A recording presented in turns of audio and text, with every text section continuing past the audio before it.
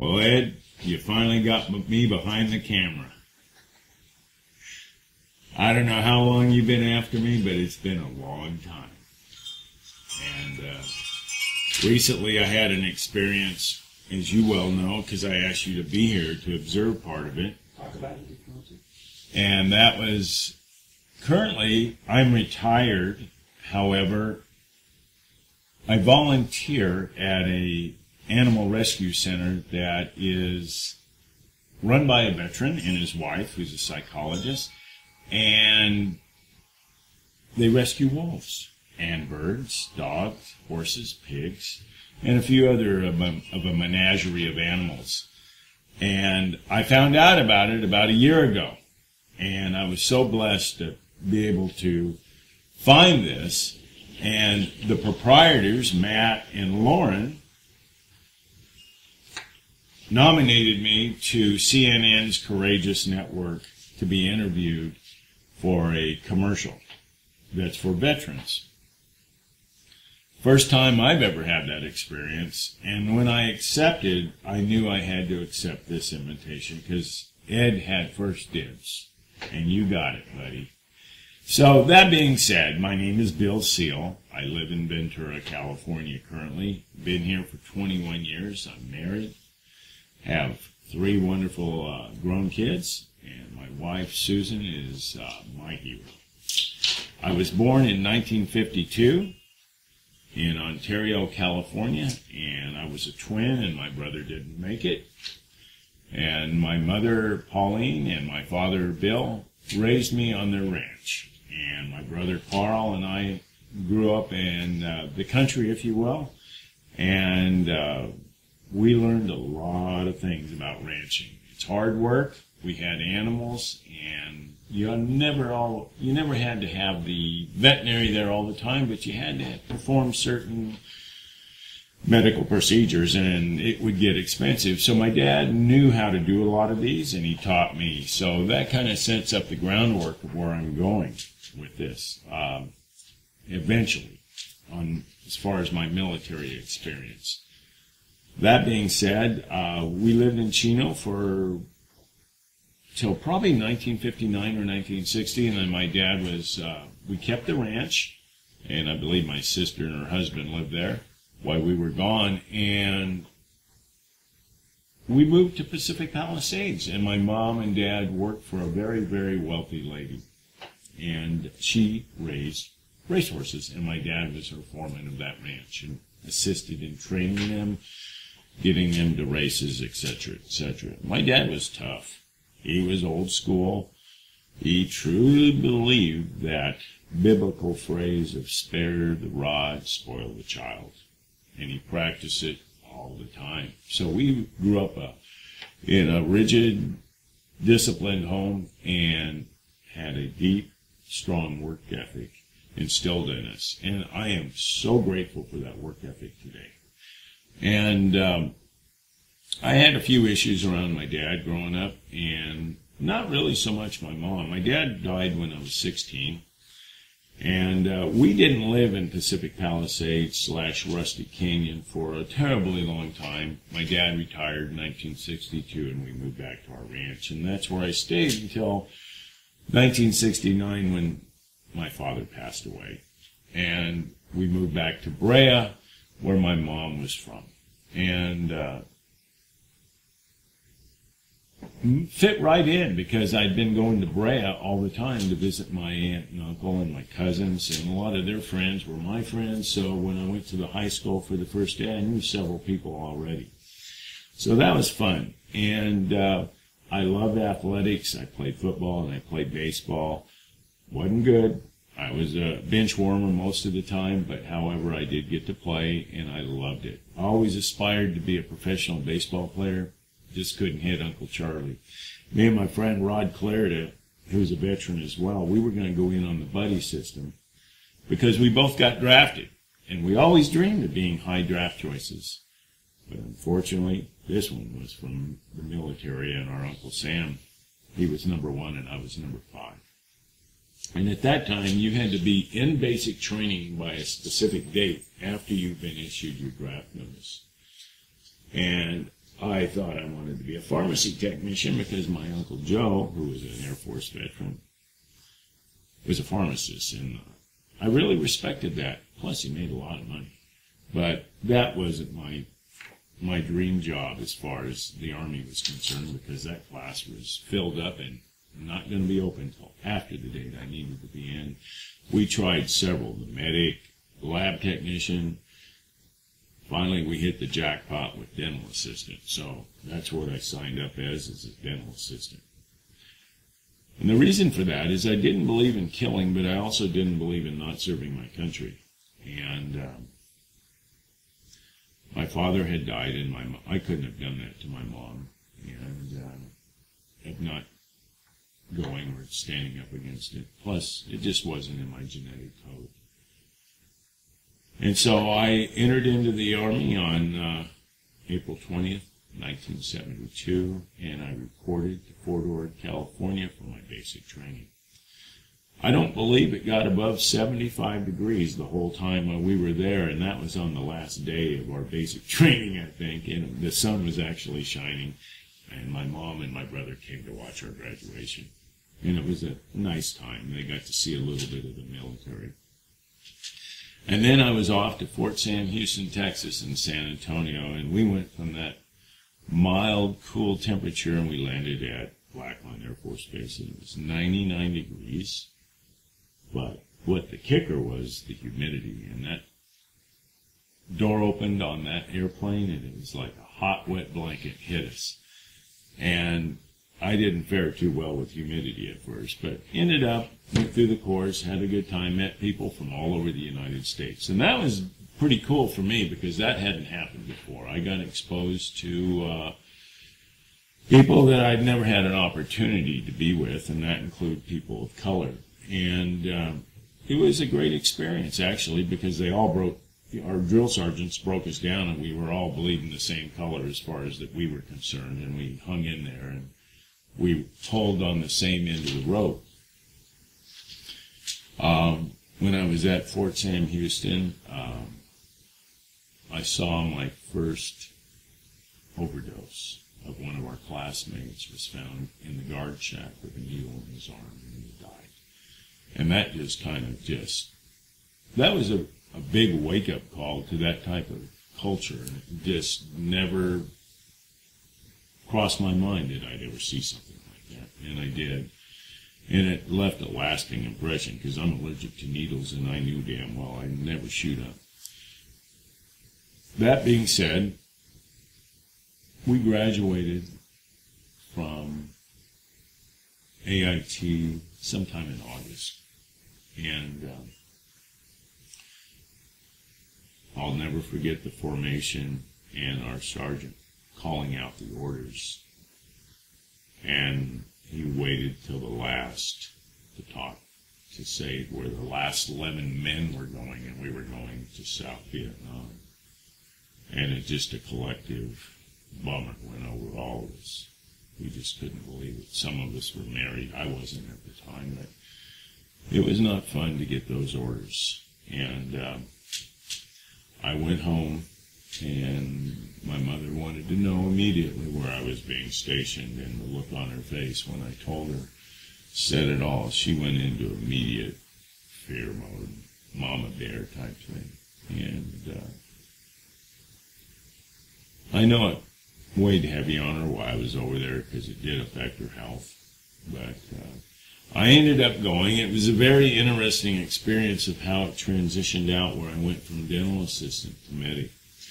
We were at Oakland Army Base, and we waited our transitional orders over, and we did. We went, and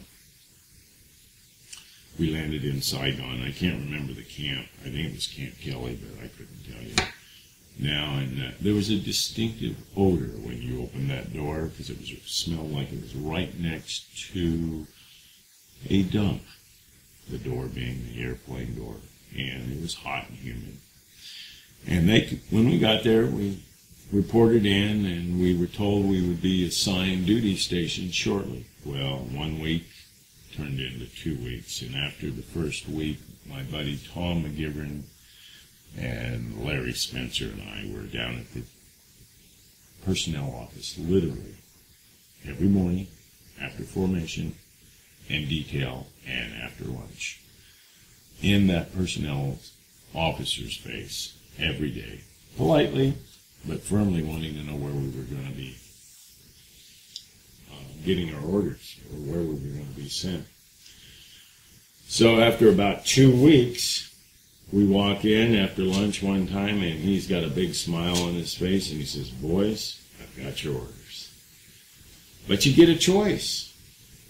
Unfortunately, it's not going to be dental assistant." We kind of start looking at each other. "You have a choice. You can either be a door gunner on a helicopter, or you can be a medic." And it was, I wish we would have had a camera on us, because what happened next was almost comical, but we weren't laughing. We kind of looked at each other like this, and we all said, "Medic," at the same time. Then he said, "Well, 2 of you are going to Da Nang, and one's going to Benoit or Long Bin." I couldn't remember where we were sent, where I was eventually sent. And I looked at Tom and Larry when they said, "We're going to Da Nang, he's going to the other place."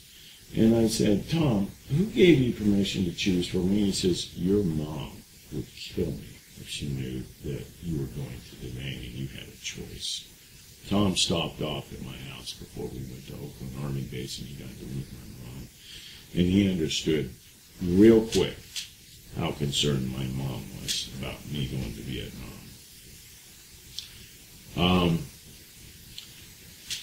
So we separated. Got our orders. The next day we took off, and I went to Benoit or Long Bin, I can't remember, and I got there, and the helicopter was still on the pad with the whirlybirds going. I walk into the hospital, wherever the reporting area was, and they look at me, and they say, "What are you doing here?" And I said, "I've got orders." He says, "We're closing down. You need to go back to Saigon." So he got on the phone, held the helicopter, and called Saigon, and they sent me back there, and they got me another place the next day, and I went to a place called Lane Army Helicopter Base in On Son, South Vietnam. It was about 6 miles from Quy Nhon on the coast in the Central Highlands, I guess you would consider that. And I was assigned to the 546 Medical Detachment. And my first doctor there that I worked for was Dr. Warren Bayless, who was a great guy. I believe he's from Ohio, I'm not sure. Married man. I don't know if he had kids. I can't remember. And we had other people there. They even had a dentist there with a dental assistant, but he was being phased and transitioned out. We had 1, 2, 3, 4 other medics, maybe 5, and myself. And because I wasn't trained as a medic, they had me do paperwork, check in. It was like much like an urgent care center, basically, but it was a bit more chaotic, if you will. Anyway, they had me do other tasks, and then one time they needed my assistance, and I took over and asked me what I was doing, and I said, "I'm doing exactly what you told me to do." And he says, "No, how did you learn this?" And I told him about my experience growing up with my father teaching me how to give injections, do IVs, suture, all of that a medic would do. And I already knew how to do this. I was doing this at 10, 12 years old. And I even remember I was probably 13 or 14, and my dad was getting a cow to get ready for giving birth to a calf, and he had me put my arm up that cow's backside. I was not a happy camper on that, but I had to do it, and it taught me about life later in life, and you know what? It was all good at the end. But I started doing more work on the medical side, less on the administrative side. I started suturing. I started taking care of soldiers that would come in that needed attention. when people ask me, they say, "But you saw a lot." And I said, "Saw a lot of spider bites," because that was probably outside being shot. That was the biggest thing we had to treat is infected spider bites, and there were some doozies. Have I been shot at? Yes. Nothing like the feeling that you get when you're in a helicopter and a round hits the side of it. That sends many interesting feelings through you. And number one is like, I hope that doesn't happen again. And it did. But all in all, I was there to assist others. And I learned that on the adult side, that while you're there, you're just trying to survive. You're just going from day to day. And I have to share a story about my buddy Darrell E. Johnson from Sumner, Nebraska. He is no longer with us. He died a few years ago, and I looked for him for 38 or 39 years. And I never found him while he was alive. And I was there probably a week, and he sat me down. He says, "If you don't relax, take your grip off the wheel, you're going to have a problem. You're not going to make it." And he took me under his wing, and I am so grateful for him. He saved my bacon, saved my life more than once. You meet people in life that make such a deep impact on you, and he's one of those people. I found out that he had passed away on Thanksgiving, a year after he passed away. I found out about this search engine called Google Images, and I found Darrell's picture that, as an adult, as a grown man with gray hair, that I said, that looks like Darrell, but only older. And I opened it up, and it was a picture of him in his obituary, and it listed his spouse. I sat there in disbelief, just cried like a baby.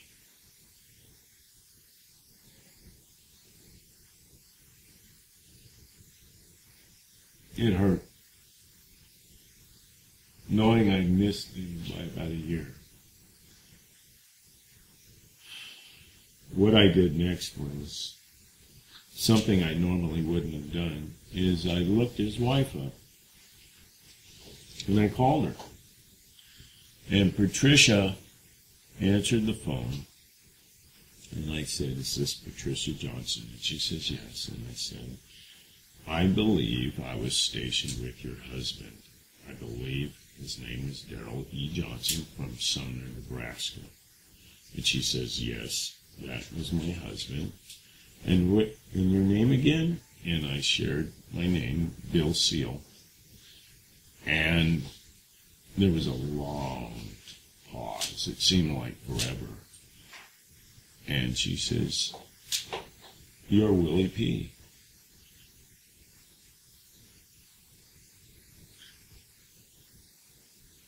Which was my nickname. And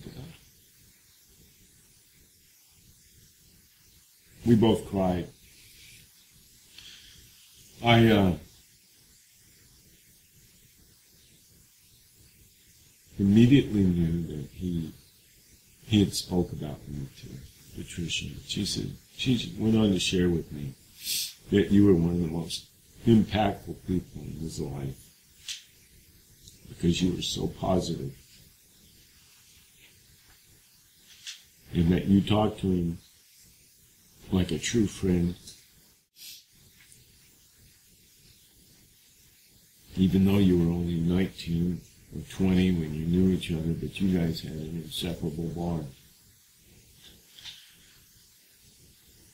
And she sent me pictures of me and that he had actually taken, and I had taken some of him that I had sent her. She didn't have them. And it was a great exchange. One of them is this picture right here. That was me. John Lennon glasses on. And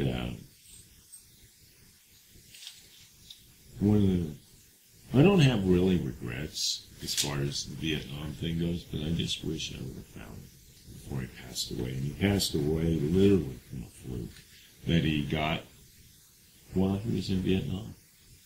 And it settles in your biomet gland, and he is just happened to land on cancer, and it took his life. And it took 39 years, but he died as a result of his experience in Vietnam. And for that, I take my hat off to him. I miss him greatly.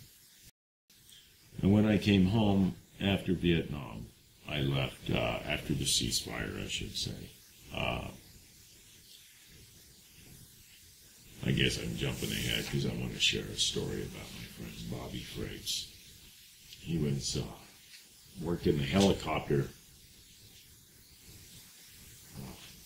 worked on a Loach, and he rode it. He could drive it, he could fly it, he was legal, but he was the last American soldier, U.S. soldier, killed in action before the ceasefire took place. And it took place at 6 o'clock in the evening. He was killed at 5, I believe. And it broke my heart.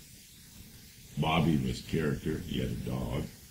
And he brought it over one night. It was about 8:30, 9 o'clock. And we were, the doc and another medic and I were sitting there. And we were lit up like a Christmas tree, drinking some beers. And Bobby comes walking up. He says, "Doc," he says, "I need help. My dog's can't, something's wrong with it." And so we took it inside, and we had our hands down its throat, and we couldn't figure out why it wouldn't be able to swallow. And unfortunately, a couple days later, that dog died with foam around its mouth, and long story short, had rabies. So Dr. Bayless, myself, and Mike all started looking at our hands and our arm and realized we had cuts on our hand, but we couldn't remember when we got them. And we realized we're going to have to take rabies shots. Not a great experience. But what was worse is Dr. Bayless had to give his own injections to himself because he was transitioning out of the service, back home.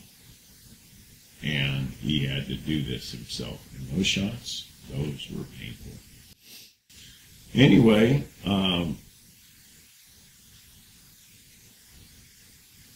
Bobby's death really affected me. And I had a couple other guys I knew that died over there. And I've seen other things that weren't pleasant. And it affected me. And I didn't realize how much it had affected me. And when I went home, I got assigned to Fort Huachuca, Arizona. And I'll never forget, I walked into my first day into the clinic, or where the headquarters were, and I handed the first sergeant my orders, and he looked at them and he says, "Oh, we've been waiting for you. Why don't you step into my office?" And he sat me down and he shut the door. And he asked me how I'm doing, blah, blah, blah. He says, "I see you've been in Vietnam." And I said, "Yeah." He asked me my experience, and I told him what I did. And he says, "Well, this should be a lot easier for you. Do you have any questions about Vietnam, anything to say?" And I said, "Well, I've been told not to talk about it." And he says, "That's a good thing." He says, "From this point forward, when you walk out this door, you keep it to yourself." That didn't set well with me. It just didn't sound right. But the reality is, I sat in that dental assistant chair, and I about psychologically was dying. I was so bored. And all these thoughts were from 3 to 6 months ago going through my head. And in front of me, life was going on. And I didn't realize what was taking place is the post-traumatic stress syndrome was taking footing in my life and taking hold because I started shutting down. And I didn't realize it at the time. And about 3 months after I got there, the periodontist on the post was looking for dental assistants who were interested in becoming hygienists, because he was going to train him for the personal hygienist for his patients. So I was interviewed by Dr. Kenneth Gott, and he chose me along with two other soldiers, and he trained us to be his dental assistants. What he also did was he took me under his wing, a major in the United States Army, and invited me into his home. And him and his wife, Geraldine, basically, they nurtured me, and they saw that I was not in a good place. Unbeknownst to me, they were doing this, and over that time, we became good friends, dear friends, to this day. We still communicate with each other, and I love him dearly.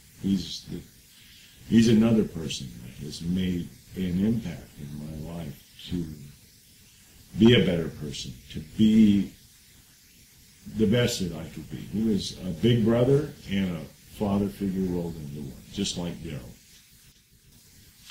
And he eventually transitioned out of the service. He was a Vietnam veteran just like me, so he knew, he understood. And as an adult, I look back, and I'm so grateful for him and Geraldine, what they did. Because unknowingly, as a 20-year-old, I didn't realize what they were doing. But as an adult, I am so grateful for their assistance in my transition back to the States. Okay, so I was there at Fort Huachuca for 3 years, and I was a dental assistant for 3 months and a hygienist until I left in 1975 to go to dental therapy school. I got married to my first wife, Pam, and she was a very, very nice gal. And she didn't deserve what she signed up for in this marriage, because it certainly wasn't one that I'm proud of. Just let's put it that way. I was really into the depths of PTSD and anger, and came out in different ways, and it wasn't right. And if I have any regrets in life, it was not treating her like she should have been. As the beautiful woman she was, or is. I don't talk to her today. I wouldn't expect her to. I haven't talked to her in 35, 40 years or so. And that's one of the effects of PTSD. And when I got out of the service in 1980, we were in the process of a divorce. I went to dental therapy school in Fort Sam, Houston. It was my third time there. I had to go to dental hygiene school through the Army to get into dental therapy school, and I did that. And I met the director of this dental therapy school, and he chose me as an alternate, and I eventually got in. And I was trained at Fort Polk, Louisiana, for my didactic training portion of it, and I thought Vietnam was better. That was one of the worst places I've ever lived. Swamps, racism, just not my type of place I'd want to live. After that, I received orders to go to Germany. I had re-enlisted in April 1975 because that's when the oil prices hit and the economy was sinking to a state of flux. I mean, it was crazy at that time, and jobs were scarce, so I just chose to stay in the service at that time. And I was sent to Bad Kreuznach, West Germany. And the dental clinic was in a hospital, and it was wonderful. I just really enjoyed my experience in Germany because we got to travel a lot. We went to different countries. We became friends with people that I still communicate with to today. My two buddies and I that we ran around together, they have passed away. One was retired military and one got out. living his life, and unfortunately he passed away. And my experience in Germany was a nice experience, except for the divorce and what led up to it. And I'll just leave it at that. And I had a great time traveling through Europe. And I look at my military experiences more as, at that time, more like, oh, it was a job. It's what I did.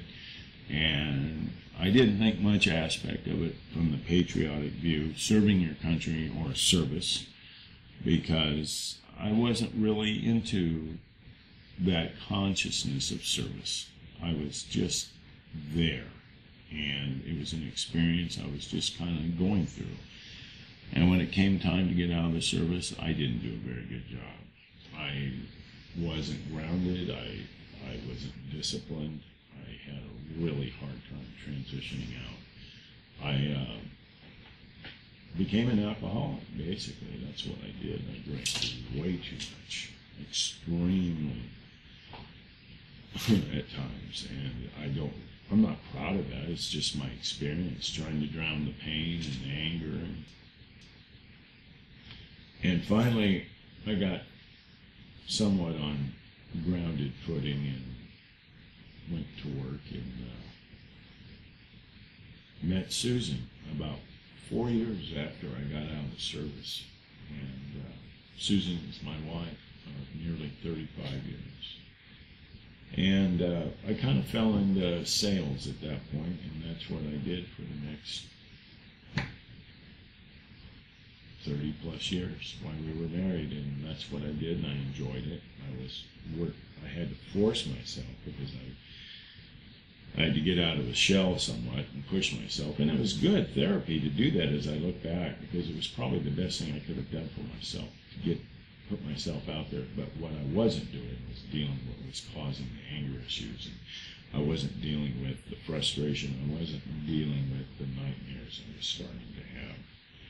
And I remember going to a traveling wall, Vietnam Memorial in Fresno, and the kids were all born at that point. So Jennifer was probably about 6 or 7, and so this was probably 1993, 94. I didn't do real well at that wall. I saw some people didn't do real well. And my kids saw it and they freaked out. And I said, I'm not going to ever do that one in front of their kids again. And Susan knew I had an issue, but we didn't know how to address it. And at that time, the VA wasn't really had their arms open for Vietnam veterans. I had tried to go into the VA at one point, probably when I went back to junior college, so that would have been 1982 or 83.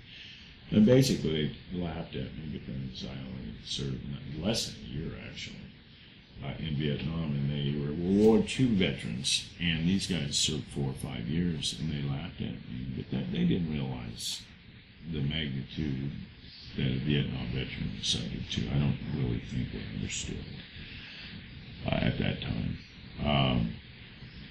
So I didn't really trust the VA. Married several years, and the kids were getting older after we moved here, and my behavior with the kids was too strict. I reacted too much at times. It wasn't healthy. When Susan had great patience with me, trust me, she didn't have to put up with that. And I started doing workshops in 92, and I did some more when we moved here in 99 and 2000, 2001 right in there. They helped. It helped deal with some of my stresses, but it didn't deal with what my underlying cause was, because I didn't recognize it. I didn't identify it with post-traumatic stress syndrome. And it all came to a head in 2008, December 4th, when our youngest son, Spencer, his best friend, committed suicide. And when Cameron died, it crushed me, because he was like part of our family. I mean, Spencer, Eric Martinez, and Cameron Clark were inseparable, literally inseparable. They were characters. They were fun-loving. They were the type of kids that, like when I grew up, they played outside all the time and were very creative. And when he died, it crushed me, as I said before, and I went into a deep depression. And I didn't come out of it. And my wife said, you need to do something about it. Our health coverage didn't cover psychological services. So I resorted to the VA, and I went there with great trepidation. I walked in to my local clinic here in Ventura with my DD-214, because I had no ID card otherwise. And I walk in and I ring the bell, and a gal comes out, and she says, well, hi, Bill, how are you doing? And I just went like that. I looked down at my shirt to make sure I didn't have a name tag on it. And she introduced herself, and then I recognized who she was. She had crossed paths with us a couple of years earlier on several occasions, and I just totally spaced and forgot her. And she was a psychologist there, Navy veteran. And Jane Twombly got me started that day, and she interviewed me to make sure I wasn't suicidal. And she says, I have the perfect therapist for you. His name is Joseph. And Joseph will, I think he'll be good for you. And I said, okay. He says he was a medic in Vietnam as well. So he saw me one-on-one every week. First couple of weeks, twice a week, I think. And then about a month in, he said, would you be open to being in a group therapy? And I said, well, that depends. And it was all medics. He says, I've never tried this before. And it was like taking the scab off the wound. It was like, first of all, I understood the language in there and what we talked about. It was like so therapeutic, so healing, and so painful. And that, what was going to be a 3-month small group of about 6 or 7 medics turned into 10, 11 months, and we formed such a tight bond. And we talked about everything and anything that was bothering us when we came in, and it was like speaking a language that no one else understood. Because as medics, we see a little bit differently. We see things that the average serviceman doesn't see. We also realized that we had special privileges while we were in combat zone. We got away with a lot of things, like letting my hair grow longer than normal. But we had, I'll give you an example of that. There was a situation while I was in Vietnam as a medic, and like I said, medics had it made. And one of those waves showed up like we had 3 or 4 mess halls in Vietnam on my compound at Lane Army helicopter base. And every morning they brought us food that could look like mainly pastries or cookies or cakes, stuff like that. And one morning we got a call very early that one of the chefs at one of the mess halls that took care of us had the oven explode in his face. And we didn't know the severity of his injury, but we were alerted, and I was asked to be there with the doctor when he arrived, so I was. And he was a black gentleman, and like I said, racism in Vietnam was very prevalent. And I had a little concern with that, but mainly uncertainty, not because I was racist, because I wasn't. I'm not. It's just that I never had this situation before, like this. Because this man had to put his trust in my hands after Dr. Van Winston told me, Willie P's going to take care of you.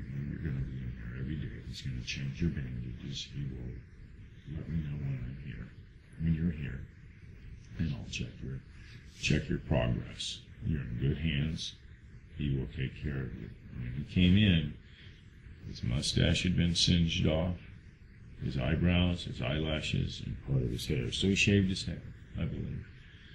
And he had some burns on his face. They weren't severe, but they were significant. His hands took the most of it, right? So, for about 3 to 4 weeks, every day I took care of that sergeant. And we got to know each other. He shared his life with me, and I shared my life with him. Couldn't help but, because I was taking care of this guy, and I had to make the situation better. I didn't want to be some Debbie Downer about this. I wanted to give him some treatment that he was going to get better. And so there came that day where I got my orders to go home, and I'm still treating the sergeant, and I don't remember his name at this time. And I told him that he was sad. He was very sad. He said, "I'll never forget you." And I said, "I'll never forget you." And he thanked me profusely for what I had done for him, because he's making great progress. And you could see that he wasn't going to have the scars that he was concerned that he might have. So I tell you that story because, as I said earlier, I re-enlisted and I was sent to Germany. And so in 1978, come Thanksgiving, instead of all our friends who were married and had families, we decided to go to a local mess hall. Why? Because they were award-winning. They were voted #1 in all of Europe, I believe, of the military mess halls. So we got tickets and we went. There was about 10 or 12 of us, and we all sat at this big round table. But as we were entering into their mess hall, it was very nice. The stewards, they had all white uniforms, and the chief mess steward was standing behind him at ease, and he had his white hat on like chefs do, and that's the first time I'd seen something like that. And I said, we all looked at each other and we all agreed it was pretty fancy. And so the food was very good, by the way, and deserving of the awards that they achieved. But I couldn't help but notice the sergeant that was standing behind them. I kept looking at him, and I'm the type of guy, if I recognize a face, it just bugs me if I can't remember where I saw that person. And my mind's racing faster than Bob Hayes. And it hit me as soon as he unfolded his hands. I saw his hands, and I said, that's him.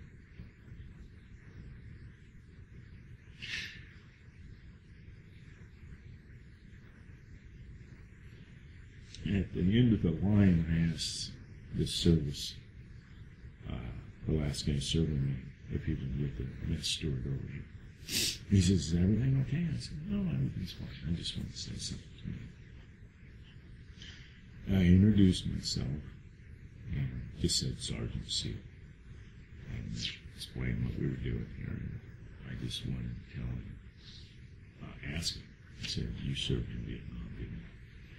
He says, yes, I did. How'd you know? And I said, I couldn't help.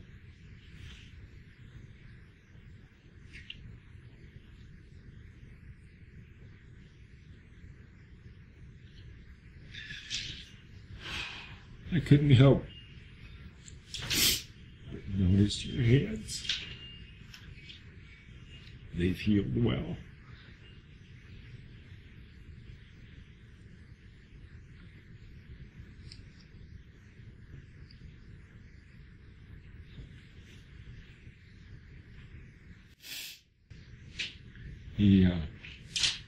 Immediately, he knew who I was.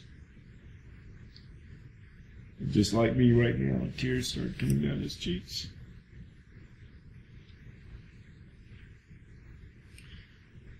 Not only did he give me a handshake, but he about broke my hand, and he gave me a hug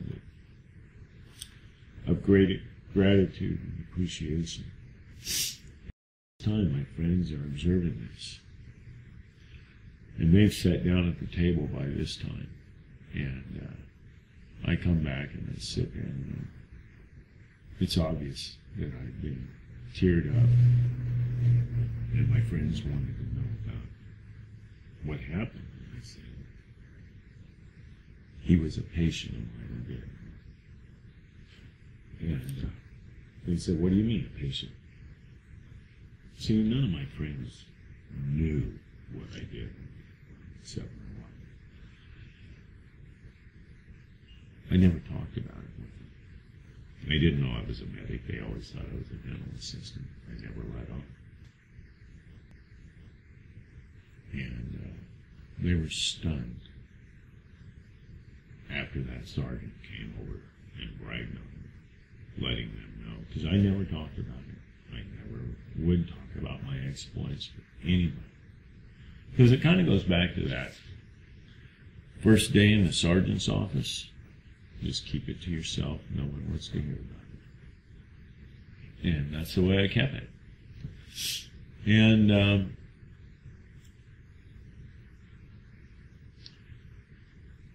I was in the military there in Germany.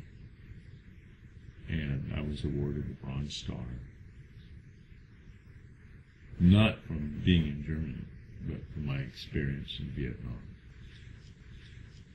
And the only reason I bring that up is because I didn't never talk about it. I didn't ever even tell my mom that I was awarded the Bronze Star. I don't believe I did. Because I kept all that private. All those are, I don't like to be singled out. It's kind of uncomfortable being interviewed like this, but I'm doing it because I love you, Ed. And I respect what you do. But this is really uncomfortable. Because I don't like talking about myself. It's just the way I am. And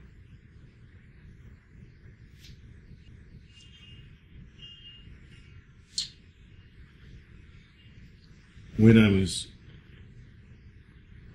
probably it was in 77, I was sat down by my first sergeant in Germany and said, we need to get you promoted to E6.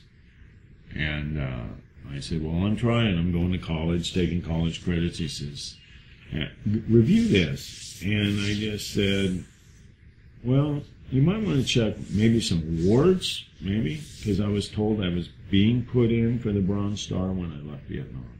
I didn't say I was going to get it. They didn't tell me I was getting it. I was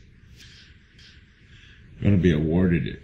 And I said, I was told that, but I don't know if it's true.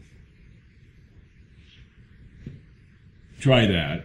And he said, and then I asked him what other things I could work on, and he says, you're doing everything you're supposed to be doing. He says, we'll work on this other area. So they put out an inquiry. So one day, I was told by Sergeant Gavin to wear my dress greens. And I said, why? He says, oh, we're having some promotional thing here that we've got to have the sergeant. I mean, all the upper E5s and up in their greens, and everybody was. And we all go into this one big office, and we're all going, what's this for? You know, my wife was there. No, she wasn't. No, that was for my E6. She had already gone home. No, she just wasn't there for whatever reason. I can't remember why. But anyway, they asked Sergeant Specialist Vice Seale to step forward, and I go, yes. And I did the whole thing, and I said, at ease. And he proceeded to read my commendation for my Bronze Star, which shocked the literal heck out of me. But what it did was it got me promoted to E6 because it was worth a lot of points, I guess. And great, I looked at it as a ribbon. Now I look at it as something totally different because I understand what it was for.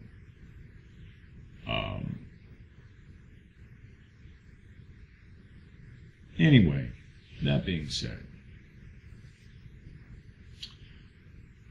I was out of the military. Let's go back there, and I was not transitioning well. I drank too much, and Susan helped me out. But I had stopped drinking before I met her. But she helped me out, and she's very peaceful, and her energy calmed me down to a point. But my anger still would come out. And so going to therapy, like I said, going to workshops, like I said, this all took the steam off that powder keg that was building all these years. And I got tools. I received tools from the VA and Joseph, and now my current therapist, Amy, and I still continue to use those. But I still would react at certain times, and I would still have my anxiety attacks. And this was right up till about year and a half ago. And when I retired, just over a year ago, I wasn't disciplined. I wasn't grounded. And Susan said, you're off the rails, buddy. You need to get some discipline. And she was right. Well, fortunately, through her, where she worked at that time, which was Ventura Community Foundation, she has since retired. Two people came in and talked to her for a grant, for money. Matt Simmons and Lauren Linder. They are proprietors of WARC, Lockwood Animal Rescue Center. And they got money. But to get money, you've got to be scrutinized. And the CEO actually went up there and checked it out herself with her father, who was a World War II veteran. And they just idolized him up there and had a great experience. And so she came back and shared it with Susan, my wife, because she knew I was a Vietnam veteran. She says, Bill ought to go up there and check this out. And so Susan, unbeknownst to me, arranged an appointment. She said, we're going to go on a little trip. It was after church one day, and we went up there, and she gave us the darn tour. And I met Matt for about 5 minutes. And I asked him, what help do you need around here? And he says, that garage you just saw it by my house? And I said, yeah. And he says, it's got to be winterized. And I said, it's panel. And he says, exactly. It's got to be all taken off. We got to winterize it. And we're starting Monday, and we got 2 weeks to do it. And I said, okay.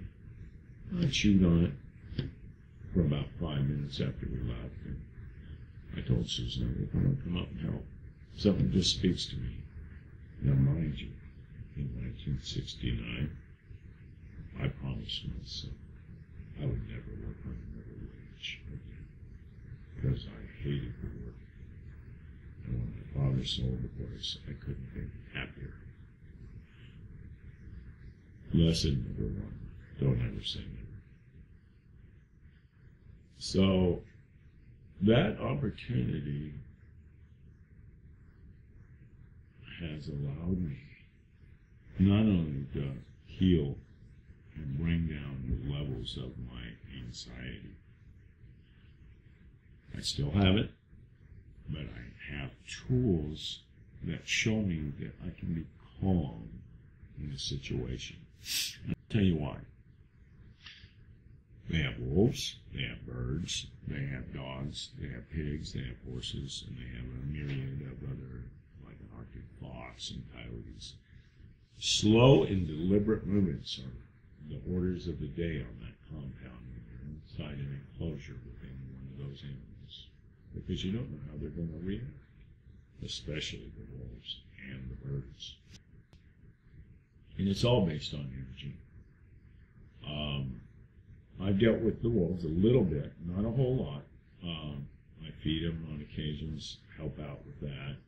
Definitely work the barn, help out with the horses and the pigs, and loving on the dogs. We have 7 or 8 dogs up there, and they're great therapy.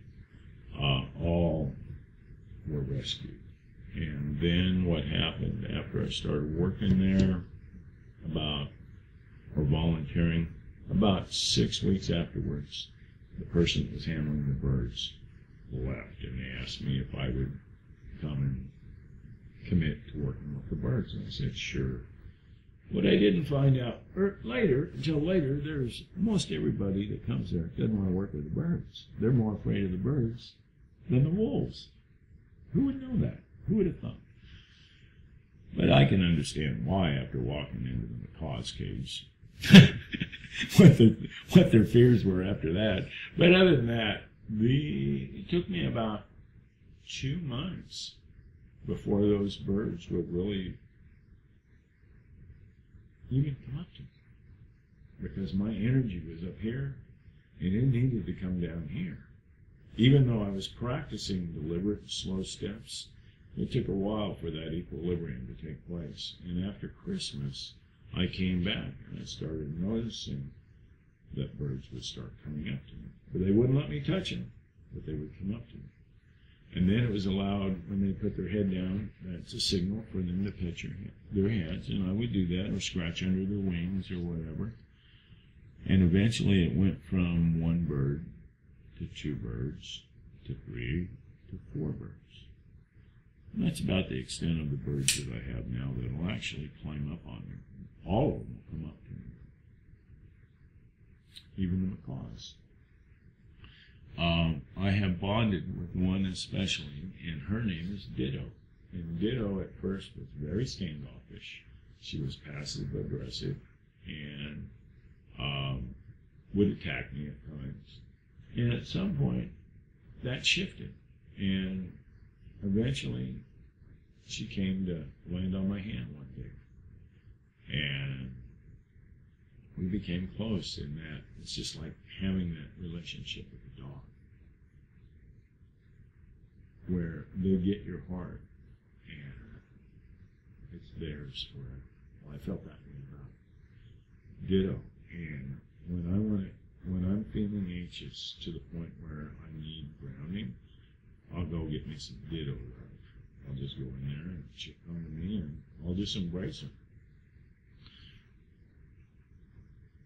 Recently, as I've shared, that CNN interviewed me. They went up to the ranch to observe, and the day they got there, not only did they film some of the wild, the nature settings that were there, they also filmed wolves, the Arctic fox, and such, but not really to great extent. What they did was they observed me in doing what I do there, whether it's food prep or whether it's cleaning the cage or feeding them, whatever. But I had some interactions with 2 different situations in 2 different enclosures, and one was with obviously Ditto, and she was like, it was on cue, like she had dressed. It was a dress, like this was not dress rehearsal, this was live. But for whatever reason that day, she needed my attention. She came to me very easily. Not only did she climb up on my arm, she climbed all the way back up here and down to my chest and put her head underneath my shirt. And I held her probably for a good 5 or 10 minutes and just talked to her. And she just sang to me, and I just rocked her. And she cooed back and forth, and all this time I was oblivious to the film crew. When I got done, I put her back up. It was time for her to get off me. I said, cut, and they looked at me and they all said the bird whispered. And I'm going, no. He says, I wouldn't have believed it if you hadn't told me, or if I hadn't seen it. And what he had already witnessed, what he had already filmed, was I had walked into another enclosure where there's 2 birds. One is very affectionate. Her name is Chloe. She's an African gray, very smart and very perceptive and very sensitive to the human spirit. Back in December, I had a niece that passed away from cancer, and my wife called me to let me know that she had passed away. And I was in Chloe's cage, and she was by herself at that time. And I had started crying a little bit, and she flew down from her perch and landed on my shoulder and came over and put her head on my cheek and wiped my tears. And just hit what she did. And I said, wow. Just wow. Just wow. And that was in December. And that was the first bird that gave me that type of an affection and response without asking. And that just blew me away. So I went home at Christmas and was off for almost 3 weeks, and I came back, and that's when the other birds started coming up to me, because my energy level finally got down to the point where they trusted me. And they walked up to me and started interacting with me. And it was shortly after that that Ditto and I became buds. And anyway, I'm in this enclosure with Chloe, and the other is a cockatiel by the name of Cloud. I also call him Sid Vicious because he rocks his head just like a rocker. But he is definitely passive-aggressive, where he will actually feign like he wants you to stroke him, and he'll turn around and bite you. So you got to be very careful. He had never climbed up on my arm, and he wouldn't allow that. But I don't know if he's part ham or what, but when I had Chloe on this arm, I had my hand resting on a perch, and he climbed down and climbed up on my arm. And I didn't tell the film crew or Richard Butterworth, the director, that this was the first time that this has ever happened. I just sat there smiling, thinking, this is a trip, having two birds, that one which had never been on my arm before at one time, and they're being filmed. That was a great timing. So I made sure that he got extra seeds that day. He was pretty cool. I said, Cloud, you're all right. I put him up, and he wanted me to pet him, and I did, and I petted Chloe too before I left. But that experience, just the overall experience of being around the animals, and especially the birds for me,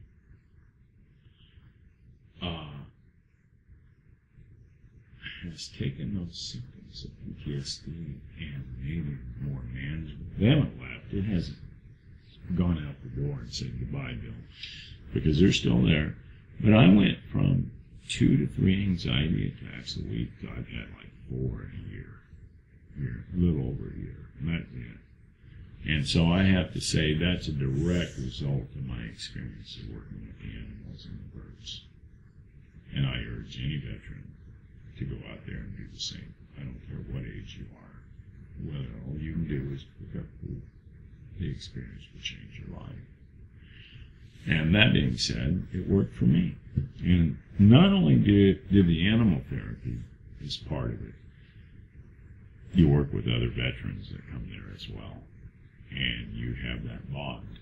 And as a veteran, you have each other's back. You don't always have that in everyday society and everyday workplace. At times it can be a dog-eat-dog world, not there. We're there to support each other because it's a common cause.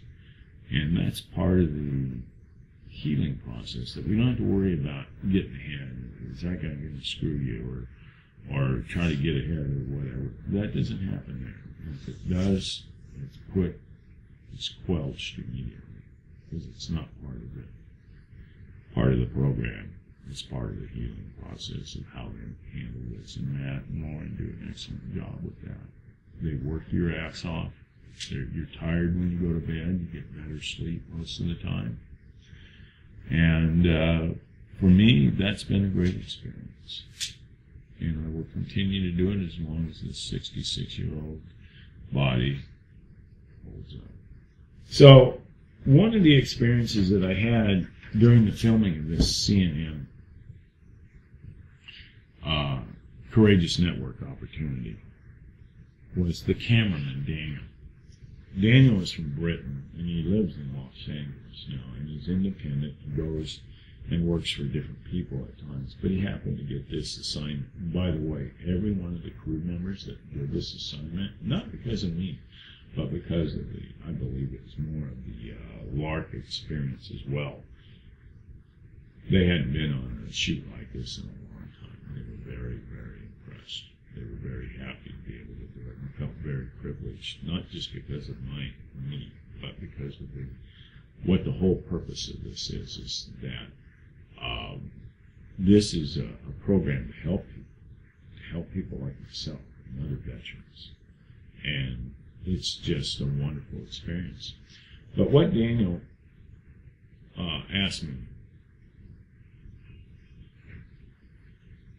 at the ranch, because the day before during my interview, I had mentioned that there was a journalist, ABC journalist, that got hurt severely in the Middle East in Iraq when he went to go report on the war in 2005 or 6. And I couldn't remember the gentleman's name, but his name is Bob Woodruff. And Bob was blown up by an IED, and he suffered a TBI, traumatic brain injury.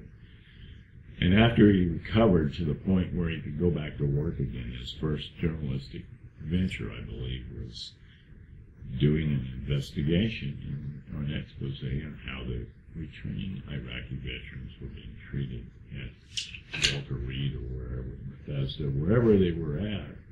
And I believe it focused in on Walter Reed, a VA hospital. And what he found was substandard conditions and appalling treatment of the veterans. And to me, I call the Vietnam veteran in this whole thing the fourth domino. The first domino was Mr. Woodruff, unfortunately, as many in society would think about getting blown up, but in the big picture of things,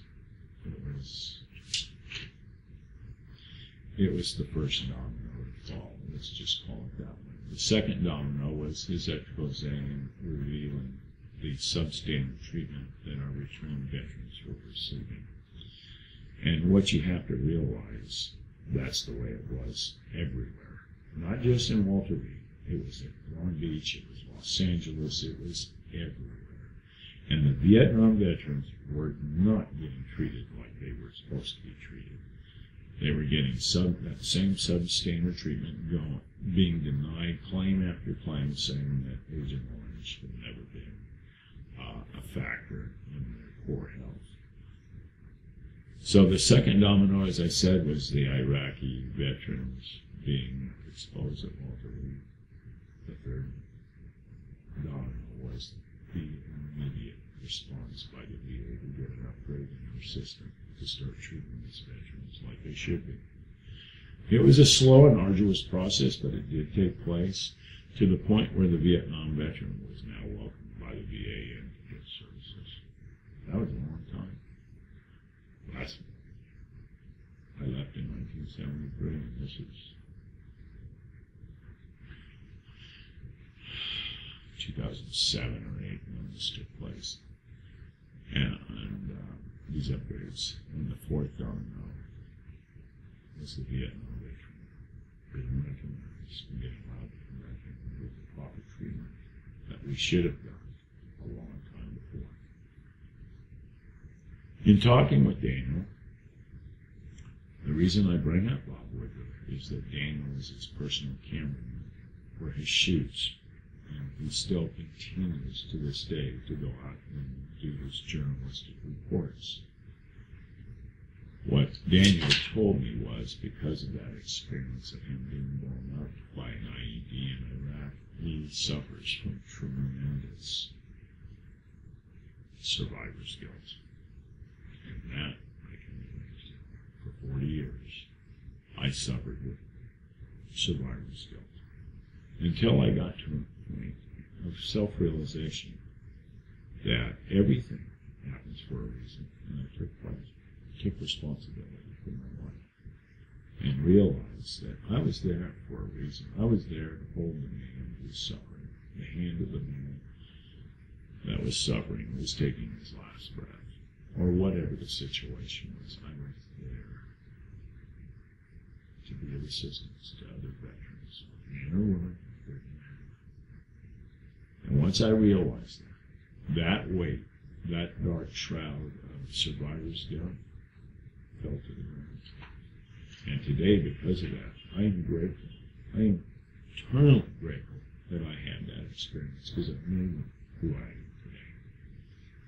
So what I did is I took it upon myself, and I wrote a letter to Mr. Woodruff telling him that after 40 years, I let that go.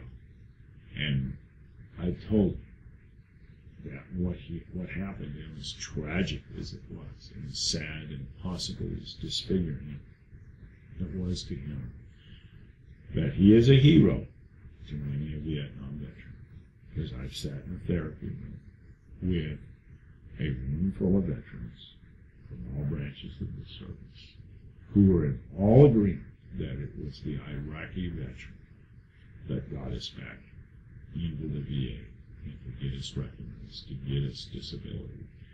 And I brought it up one day that if it wasn't for Bob Woodruff shining the light on the poor treatment of our returning Iraqi veterans,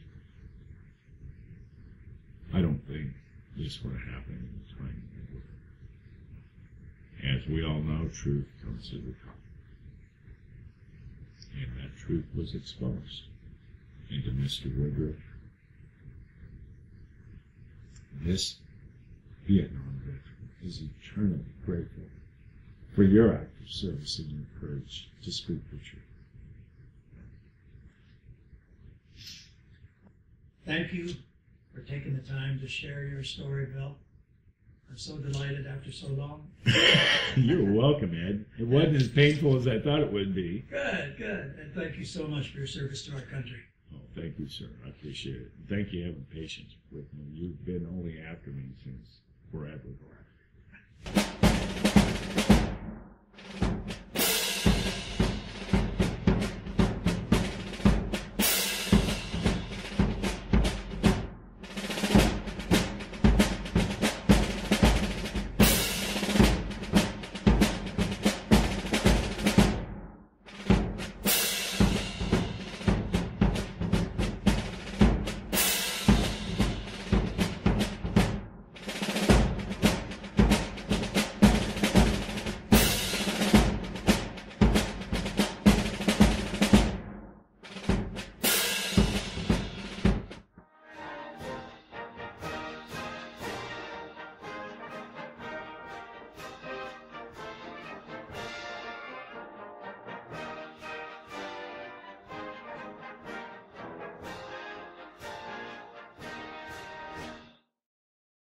Thank you.